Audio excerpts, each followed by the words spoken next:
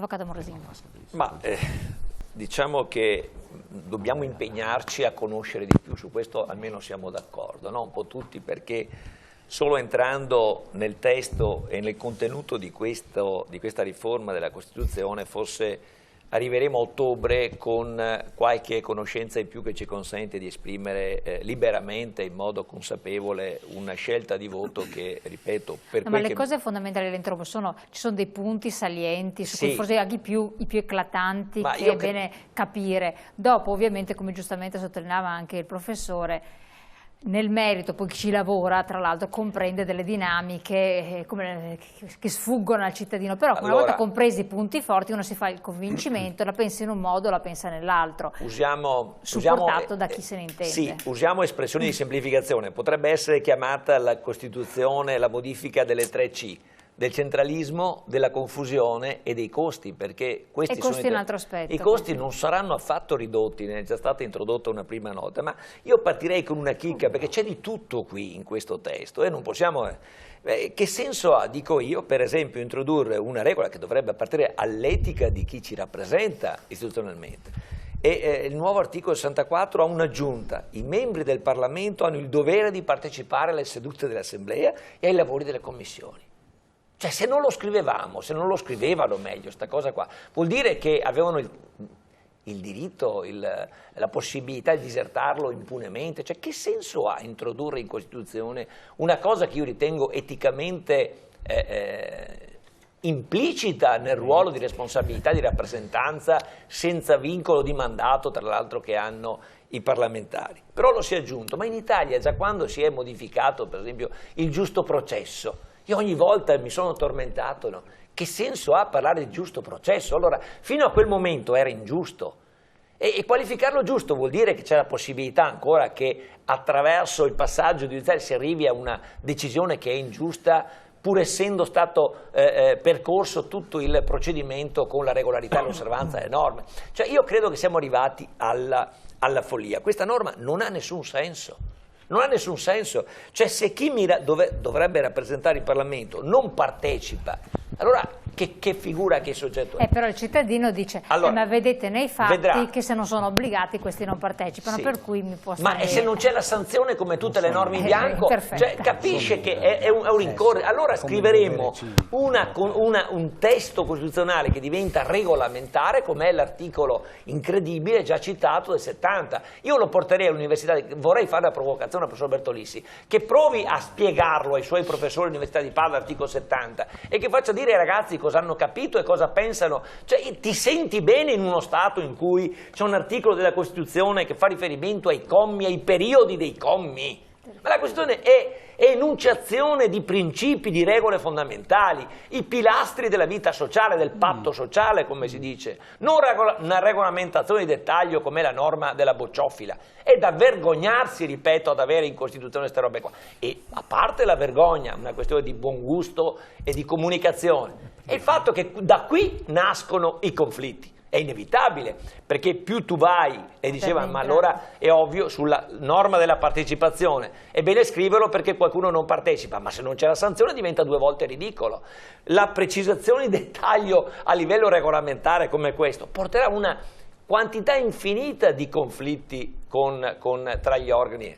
E quindi io credo che la battaglia sul piano della comunicazione, che è fondamentale, che si avrà da qui ad ottobre, sarà sull'enfasi di fatti che poi non hanno alcuna consistenza. Per esempio, sulla rappresentanza territoriale che avrà il Senato attraverso i suoi 74 membri che saranno nominati, ma dicono eletti dai consigli regionali. Però questo avverrà poi, potrà essere modificato da una legge regionale, salvo che lo Stato non ritenga che vi sia il pericolo di profili di unità nazionale, perché se quelli del Veneto scelgono degli eletti troppo aggressivi, magari potrebbero anche dire meglio che interveniamo per ridurre la potestà. Siamo alla follia, cioè siamo al parossismo. Siamo ad una modifica costituzionale, ripeto, che a mio parere, proprio sulla questione rapporti tra Stato ed enti territoriali, regioni in particolare, aumenterà a dismisura la conflittualità e la aumenterà proprio nel momento in cui lo Stato utilizzerà per esempio impropriamente la clausola di supremazia, indurrà le regioni a fare ricorsi ogni piè sospinto, ogni normativa che dovesse essere adottata. E guardi che la clausola di supremazia sarà utilizzata sempre più frequentemente, anzi secondo me sarà lo strumento prevalente, perché lo Stato deve coprire buchi di bilancio. Sul piano internazionale il rischio di questa Italia è proprio dal fatto della sua non affidabilità, della sua non capacità di tenuta come Stato, quindi come credibilità. Ecco, infatti, sì, prego, concludo dicendo quindi che io sono estremamente preoccupato e credo, mi auguro che sia la Regione, lancio un messaggio a quel livello istituzionale che ritengo a me più vicino e più importante, che la Regione, qui abbiamo il Presidente, apra un dibattito su questa, perché almeno in Veneto vi sia una bocciatura clamorosa di questo testo. Informiamo, facciamo dibattiti, coinvolgiamo esperti, simuliamo situazioni concrete, rivendichiamo anche quelle competenze che sono state tolte, altro che la proposta di avere ulteriori forme, competenze e autonomia che, ripeto, se viene abbinata con questo referendum risulterà schiacciata definitivamente. Io credo che l'unica cosa sia aprire un dibattito a tutto campo. Portiamo il dibattito, soprattutto qui c'è Ciambetti, Presidente del Consiglio regionale, a livello di aula di assemblea, perché la gente, se viene stimolata a conoscere, arriverà a ottobre e darà un voto, per cui almeno il Veneto avrà la consapevolezza di un voto che io sono certo sarà negativo in stragrande maggioranza. Professore, dopo devo passare la parola a Ciambetti, appunto, che deve rispondere a questa cosa, è Bressa.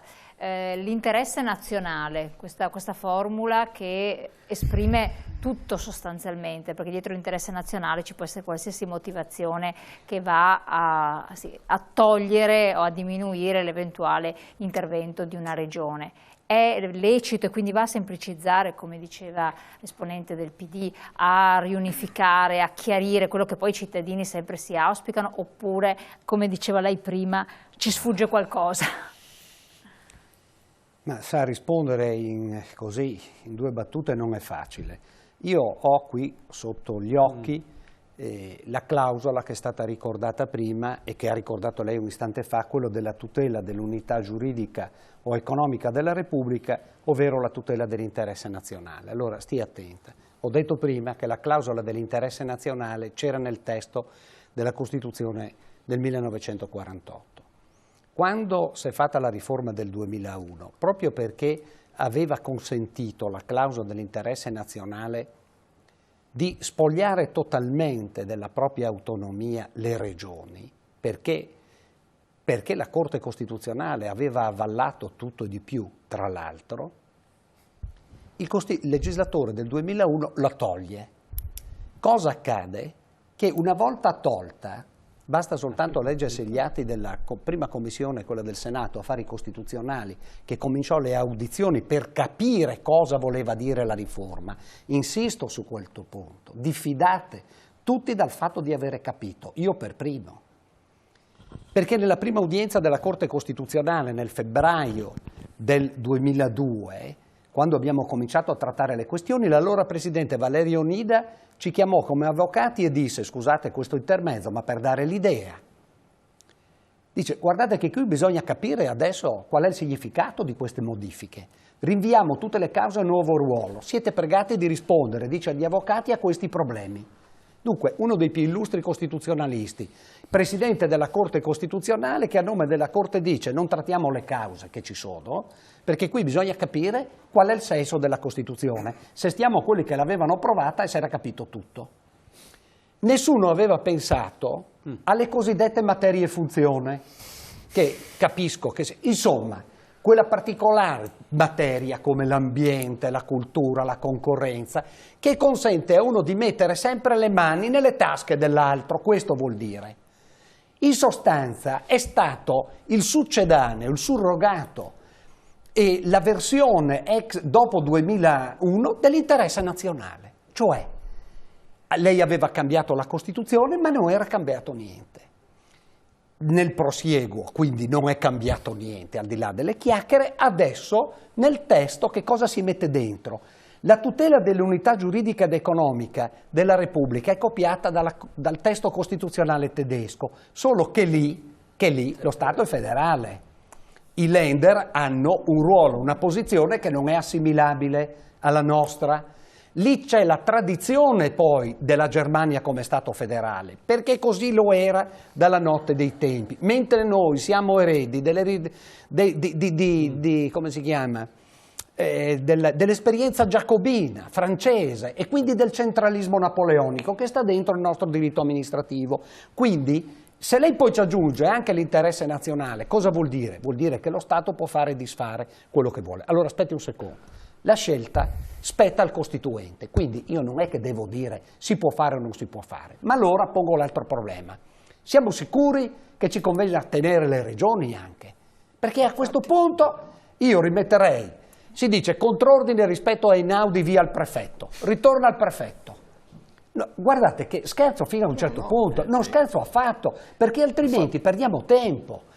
E se vuole aggiungo invece una cosa che è a favore proprio del localismo e cito, o della dimensione non statale. Scusi, questi dibattiti si fanno nelle televisioni locali, non nelle televisioni nazionali dove diamo quei 4 e non dico che cosa, privi di qualunque capacità di pensare, che ci rifilano ogni sera le stesse cose, pensando ogni giorno che siano una novità.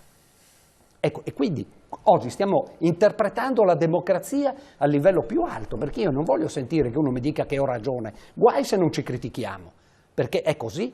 E io quando lo faccio in questa prospettiva, state attenti, la clausola, quest'altra causa dell'unità giuridica, la clausola di supremazia, dove l'hanno presa?